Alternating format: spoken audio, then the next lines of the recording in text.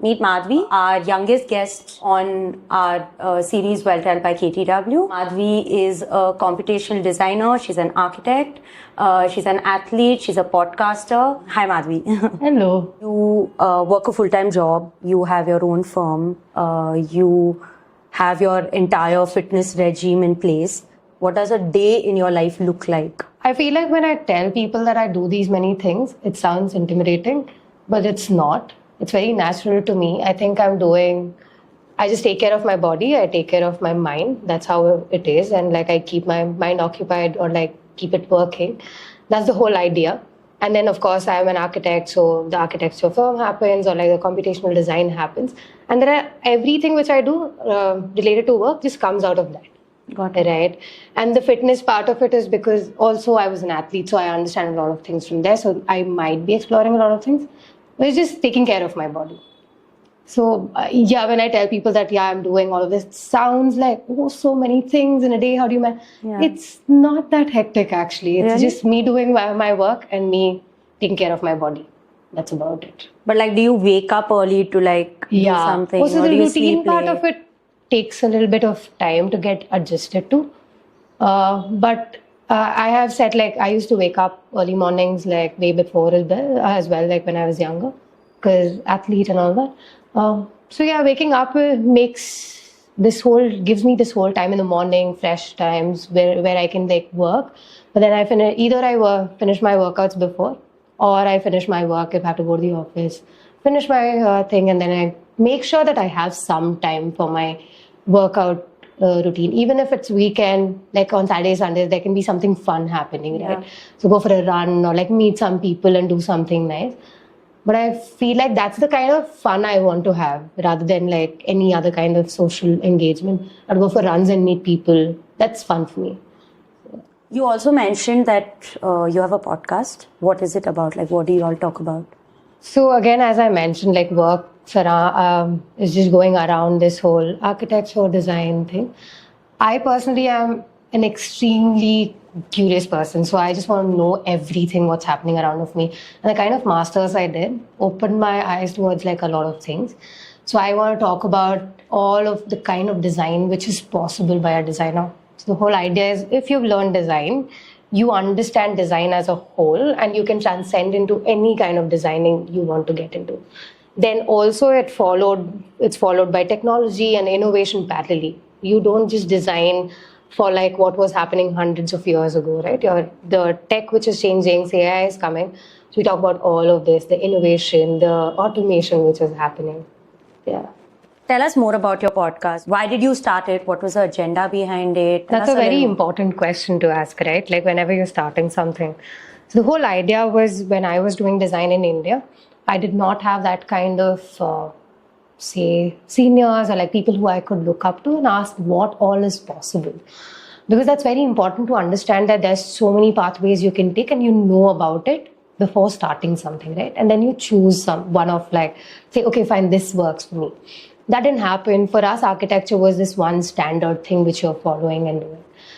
So masters happened and I went abroad and I saw that there is so much more people are exploring.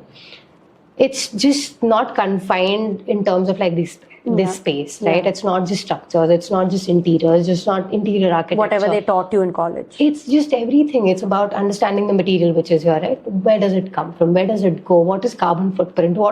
How do you actually understand the whole cycle of everything, right? We understood how to make website. We understand what automation meant. Why do you need automation? Where do you need automation? What AI is, what ML is. So that kind of, as I said, opened up this whole world to me. And I came back and I couldn't practice a lot again.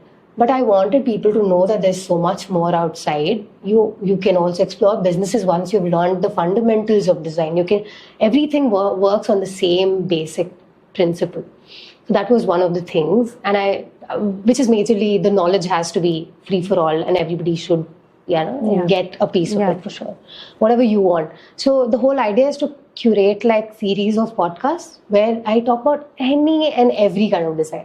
So if you're curious about design, you should just come to this podcast and be like, okay, maybe like this. I'm getting into interior design. Is that possible if I start interior design at 50? What is she talking about? who has come on the podcast, what are they trying to tell, what are the challenges on the field, what kind of money can you actually make, because it's important, right? Like once you're getting into a field, it's not just about okay, I've learned this and that's about it, but how do I apply it, what are the challenges, because a lot of people actually ask me that. The other thing is, a lot of people ask me specifically in architecture what masters to do, how to go about, like what, should you do bachelor's, should you not do bachelor's, and all these kind of questions which I wanted to ask somebody else is answered. Now because I have you're this, being that person that you wanted support from back in the day. 100%. So because now I have a kind of network, it's easier to call these people, right? That time I couldn't. I don't want people who are actually exploring and want to explore to not have that kind of information out there. So you invite designers, architects, interior designers to come and talk to you, or like? Yeah. Okay. Yeah, so because I feel like I don't have knowledge of everything. I understand design because I've practiced it. So I think I can understand when they're telling me things, and I can ask these questions which will answer a lot of people's questions. I call people who do food design, I call people who are interior designers, I call people who are business designers, founders, because all the design word actually is a very overarching kind of a word which covers a lot of things. Okay, so we need to understand what designing is. It's basically going from point A to point B, solving something, right? And then in that process of problem solving, you also create something really nice. Yeah. So that can be put in anything. So that's the whole idea. For me also to learn what is happening in like different fields and all that. Correct, yeah. Again, going back to the curious bit of part of me. And then also giving my advice or like whatever I've learned till now and will be learning, say, in the future, to be out there. That's the whole part of the podcast. You've told us so much about the things that you do. How do you set goals for yourself? So I was just talking about something like this with another friend of mine. And he put it like really precisely how you set goals, right? So you be extremely ambitious about your goals and like dream and do all of that. Then the moment you set goals, it's like, okay, this is where I want to reach, then you become practical. And then you have this whole roadmap set out for yourself of how you will break down to get there. The smaller bites which you can take and like digest and just be at peace, like, okay, fine. So yeah, I will have like when I'm starting anything, I have these bigger goals. But then when I start like working on it, there's only small chunk which I have to finish and like understand and get through it. So there are these bigger goals but like smaller goals as well in between where I'm happy, okay, this I've reached this much. Say with the podcast, 100 people are there and somebody just commented something like, that's good enough. Yeah. It's not like, oh, first day I just want to become like this viral. person. Yeah. First of all, not doing content for getting viral. Hopefully it does like reaches the right audience. But yeah, that's how I tackle that. Okay, so with these goals, how do you keep your mental health in place? Like, your well-being, how do you like take care of? I think when you have like these bigger goals, first is you're so focused on it and that takes so much time of yours. I mean, in this whole journey, you do face like downs. I think there are different times I tackle it differently. A lot of people have like one single routine. For me, it's like at this moment, maybe talking to a friend works, calling my mom works. Or today I just want to write down things. I don't feel like calling somebody up. But then there's some kind of information which is going out, right? So I am putting things out there in some way. Say that can be a audio note, which I can listen to like later saying, okay, how was I feeling? Or I don't even have to. But again, like, or talk to my brother, whoever's there nearby, seek help. If I'm not feeling well in that moment, like it's really bad.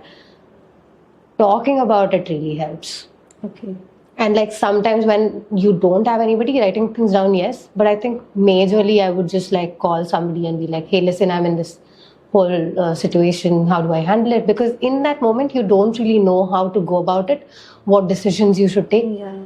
It's fine to ask someone else who's seen you grow or who's seeing that whole journey of yours. So yeah, mostly that. Let's come to the most important point, maintaining relationships. We've spoken about your profession, your mental well-being, your goal setting. How do you maintain your relationships with your friends, your family, your parents? How do you do it? I think I'm still learning how to do this bit, and I don't think I'm great at it. I'm still exploring like how to talk to them, how to give time to them, which is very important. I've learned that even friendships, you need to keep going back and giving. You need to give that much amount of time. But I think that way I'm really blessed to have really good friends. They do understand if I'm not going back and I'm busy with things, and we do ask like, are you do you have the bandwidth to talk about something? Like if I'm sending them a text saying, okay, I need to really talk about something, they do give me that time, and we wait for like, okay, fine, like I'm free at this time, and then we kind of schedule stuff. But then if it is urgent, then we have to like communicate in certain manner. I think we've come to that kind of understanding for sure. With parents, Indian parents, we need to talk every day. But I think now I kind of understand why you need to talk every day, what that kind of relationship brings on the table, your own family, the most closest people, right? And I think similar to that, again, your colleagues and the kind of relationship you have outside, I think I have a very different dynamic when I go out work. It's not that I'm not like very friends with everybody, but it's not that I'm really cold. But then there's always this kind of respect, because that's what I would like to maintain, like, because I want to look up to people, I want to learn a lot. So I think I am still getting there in terms of relationship. I wouldn't say like I'm the best person who understands everybody. But then I think I understand emotions a little bit, and I try to be okay with that. It's nice. Yeah, it was great having you. All the best. Yes, and I have you by my side. So yay! Well Tell by KTW will be streaming on YouTube, Spotify, and other platforms.